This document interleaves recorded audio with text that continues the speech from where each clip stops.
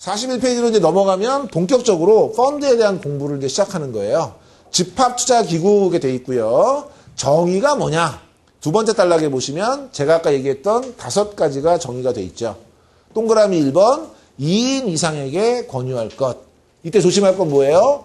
권유만 규제를 하지 실제 2인 이상이 투자하지 않아도 무방하다 말씀을 드렸고, 두 번째, 투자자로 모은 금전을 어떻게 운영해요? 집합해서 운영해야 되고요. 세 번째, 일상적인 운용 지시를 받지 않아야 된다 그랬죠. 그래서 투자자는 어떤 지위를 가진다 그랬어요? 소극적인 역할을 한다 그랬고요. 네 번째, 가치가 있는 대상 자산을 취득하거나 처분하는 것 같이 자유롭게 운용이 가능해야 되고요. 마지막 5번째, 운용 결과는 투자자에게 귀속한다 그랬죠. 그래서 우리 투자자에게 귀속할 때는 어떤 원칙에 의해서 귀속해요? 투자 지분에 따라서 동등한 권리를 부여했었어요. 예, 기억해 두시면 되고, 밑에 집합투자의 정의에서 제외되는 경우가 있다. 이거는 뭐냐면 법령이 다르면 비슷하게 운영이 되는데 자본시장법이 아닌 다른 법에 의해서 운용되면 걔는 펀드로 보지 않아요. 동그라미 1번에 부동산 투자회사법에 의해서 운영이 된다. 이걸 우리가 리츠라고 부르는 거죠. 리츠. 이거는 똑같이 부동산 펀드하고 비슷하게 운영이 되지만 다른 법령으로 우리가 해당이 되고요. 두 번째, 선박투자회사법, 산업발전법, 여신금문 전문금융업법, 이런 다양한 법들에 의해서 만들어진, 맨 끝에 보니까 49인 이하인 경우, 다시 바꾸면 뭐라고 얘기할 수 있어요? 사모펀드인 경우죠. 49인 이하니까. 그러니까 이런 자본시장법이 아닌 다른 법률에 의해서 만들어진 사모펀드는 우리가 집합투자기구로 보지 않고요. 맨 밑에 자산유동화법에 의해서 만들어진 자산유동화증권, 이거는 법이 다르니까 우리가 역시 펀드로 보지 않고요. 세 번째, 종금사의 어음관리계좌, 이걸 우리가 흔히 뭐라고 부르는 거예요? CMA라고 부르는 거 있죠? 네, CMA가 종금사의 어음관리계좌예요. 이것도 돈 모아서 운영해서 돌려주지만 펀드라고 하지 않죠. 네 번째, 신탁재산. 신탁재산은 신탁회사가 신탁재산을 운영해요. 얘도 지금 신탁으로 운영했잖아. 그렇죠? 얘하고 신탁하고의 차이가 뭘 것 같아요? 신탁은 개별 자산을 맡겨서 운영하는 거고요. 예, 집합투자는 다수의 자산을 맡겨서 운영하는 게 차이점이죠. 은행에 가시면요, 개인 돈을 맡겨서 네 맘대로 운영하고 돌려주세요. 이런 신탁들이 있어요. 뭐 특정 금전 신탁이나 이런 것들이 있거든요. 나중에 뒤에 가서 여러분 펀드 투자에 2에서 같이 배울 거예요. 그 신탁은 개인의 자산을 운영하는 거죠. 이것도 똑같이 운영이 되지만 펀드로 보지 않는다. 왜? 얘는 집합 투자하지 않으니까. 이런 얘기고요. 5번째, 기업 인수 목적회사가 그 사업을 하는 것, 이거는 우리가 별도로 구분하지 펀드로 보지 않겠다. 이런 얘기예요. 요거는 여러분이 그냥 한번 읽어보시고 아주 가끔 나오는데요. 개념만 여러분이 자본시장법이 아닌 법에 의해서 운영이 되면 펀드로 보지 않는다. 이 정도 정리해 두시면 될 것 같고. 두 번째, 무인가 영업행위의 금지가 나오는데요. 첫 번째 줄에 그냥 쭉 나와 있죠. 인가를 받지 않은 사람은 운용회사처럼 고객 돈 받아서 운영해주면 돼요? 안 돼요? 안 되죠. 그러다가 주로 튀잖아요. 돈 받아서 다른 데 도망가잖아. 그러니까 인가받은 사람이 아니면 운영하지 않도록 하고 있고요. 이때 주의해야 될 지문은 맨 밑에 줄이에요. 만약에 이렇게 한다 하더라도 그것을 업으로 하지 않는 경우에는 규제하지 않아요. 그러니까 그걸 업으로 하는 경우에 대해서 우리가 규제를 한다는 것도 기억해 두시면 되고요. 밑에 개념과 종류가 있는데요. 이 개념 같은 경우에는 지금 이제 첫 번째 줄 끝에 투자 신탁에 대한 얘기가 나오죠. 투자 신탁은 거기 이제 책에 나와 있는 거 한번 같이 읽어보면 위탁자가 신탁업자에게 재산을 운영하도록 하고 그것에 대해서 투자 운용하는 형태, 지시에 따라서 운영하는 형태니까 이거죠. 지금 여기 위탁자가 신탁자에게 돈을 주고요. 지시를 하고 얘가 운영하잖아요. 이런 형태를 우리가 투자 신탁이다. 이렇게 얘기하는 거고. 그 밑에 투자회사는 무슨 형태예요? 주식회사 형태. 투자 유한회사는 유한회사 형태. 투자 합자회사는 합자회사 형태. 뭐가 없다고요? 합명회사는 없다. 기억하시고. 투자조합과 투자익명조합. 여기 아까 뭐가 하나 더 들어간다 그랬어요? M&A를 전문으로 하는 사모투자 전문회사가 포함된다 그랬죠? 그래서 총 7개로 구분된다. 어디서 뚝 떨어진 게 아니고 제가 아까 말씀드렸던 투자 신탁, 회사 형태 3가지, 조합 형태 2가지. 이게 이제 지금 설명이 되고 있는 거고요. 두 번째, 집합투자의 구조가 있어요. 집합투자의 구조도 여러분이 좀 알아두시면 좋겠는데요. 이 집합투자의 기구의 구조는 문제가 나올 때 여기서도 나오지만 뒤쪽에 다시 이제 증권펀드를 우리가 펀드의 2에 완에서 배우는데요. 거기 비슷한 내용이 나오기 때문에 한꺼번에 기억해 주시면 좋겠어요. 투자 신탁이 있죠. 투자 신탁은 아까 여러분이 보셨던 요 그림이에요. 첫 번째 그림. 얘는 당사자를 우리가 3사람으로 구분해요. 판매회사는 중간에서 판매만 해주는 거죠. 얘는 빼고요. 당사자가 3명이에요. 첫 번째가 돈을 내는 사람, 투자자가 있죠. 이 투자자는 권리를 2가지를 가져요. 어떤 권리를 가져요? 예, 내가 펀드에 가입했잖아요. 그러니까 펀드에 가입했으니까 첫 번째 아무 때나 환매를 할 수 있는 환매에 대한 권리를 가지고요. 두 번째 이익을 분배받을 수 있는 이익에 대한 분배 권리를 가지죠. 그러니까 투자자는 아주 심플한 거예요. 가입했으니까 내가 투자한 것만큼 이익을 돌려줘. 그리고 내가 아무 때나 필요할 때 환매할 거야. 요 2가지가 이제 투자자의 기본적인 역할이고요. 두 번째, 집합투자업자가 있죠. 집합투자업자는 아까 우리 얘기한 누구에 해당되는 거예요? 운용회사인 거죠. 운용회사는 첫 번째 뭐 해요?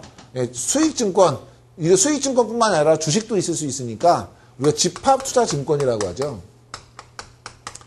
집합투자증권을 발행합니다.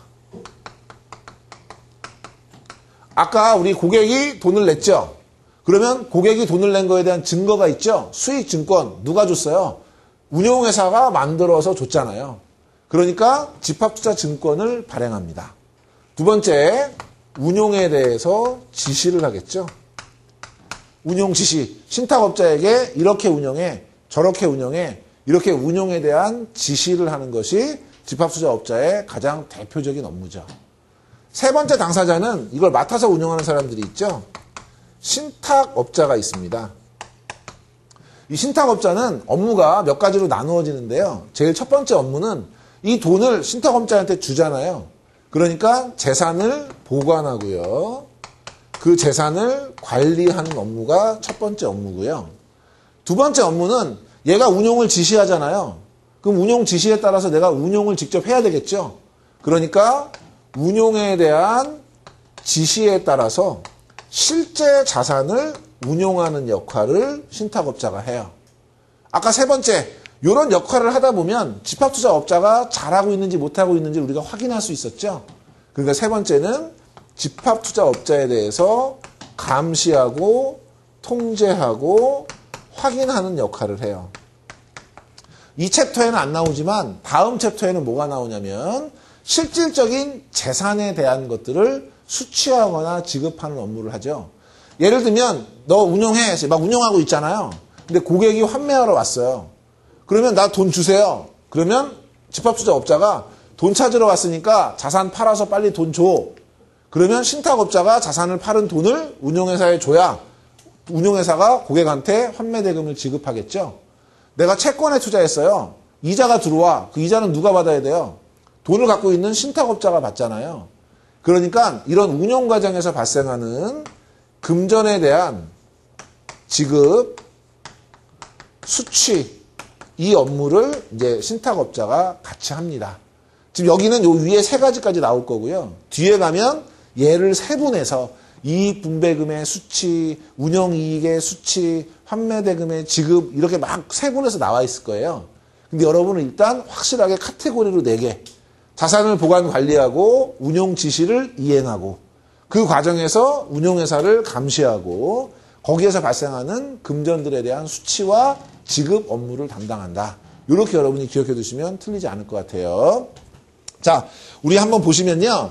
거기 투자신탁에 이제 구조가 나오죠. 이 구조에서 두 번째 단락에 보면 당사자는 3사람이었죠. 첫 번째 운용을 하는 집합투자업자.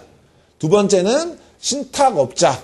세 번째는 수익자. 이 수익자가 누구예요? 결국 투자자가 수익자가 되는 것이죠. 그 밑에 집합투자업자는 어떤 업무를 해요? 투자신탁을 설정하고 해지하고요. 그러니까 펀드를 만드는 거죠. 그리고 그거에 대한 운용이나 운용 지시를 하고요. 마지막으로 수익증권을 발행하는 거죠. 그래서 요 세 가지 업무. 여기 지금 하나 빠져 있는 게 뭐가 빠졌냐면 펀드 투자 신탁에 대한 설정, 맨 처음에 만들고 나중에 해지하는 업무. 요게 하나 빠진 거죠. 그래서 지금 세 가지 업무를 하고 밑에 신탁업자 첫 번째가 보관 관리하는 업무를 하고요. 두 번째가 운용 지시에 따라서 진짜 그 지시에 이행을 하면서 운용을 하는 거죠. 그리고 세 번째 환매 대금 및 이익금을 지급하죠.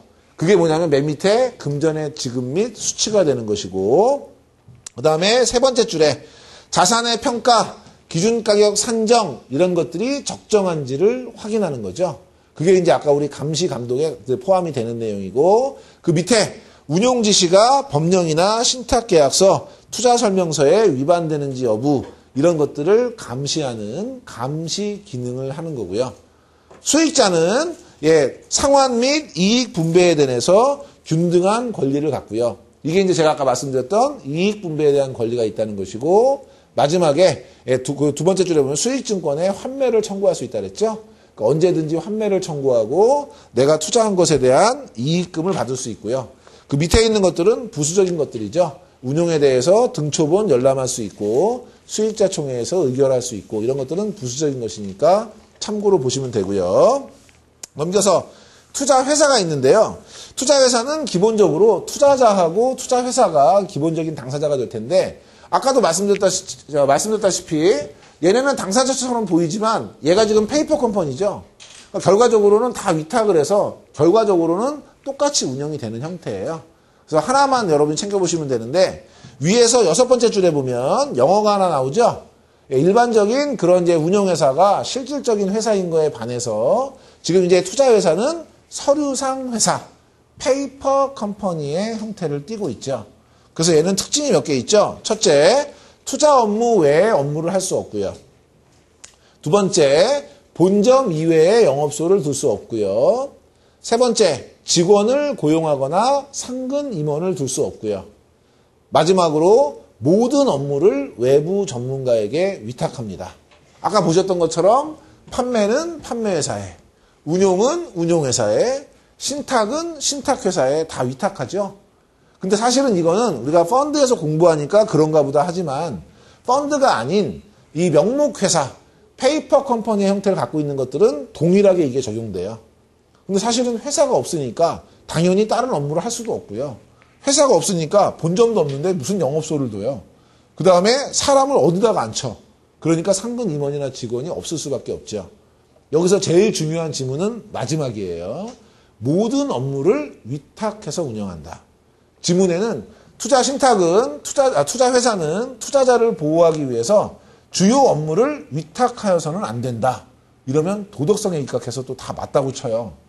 투자회사는 회사 자체가 없기 때문에 얘는 모든 업무를 위탁해서 운영한다. 요거를 잘 기억해 두시기 바랍니다. 자, 간단하게 이번 시간에 이제 정리를 제가 쭉 드렸고요. 지금 초반에 이렇게 개념을 잡는 게 뒤에 가서 도움이 많이 될 거예요. 그래서 제가 설명을 좀 많이 드렸고 10분 정도 쉬셨다가 다음 시간에 집합투자기구의 기관부터 계속해서 진행하도록 할게요. 9시 20분에 계속하겠습니다.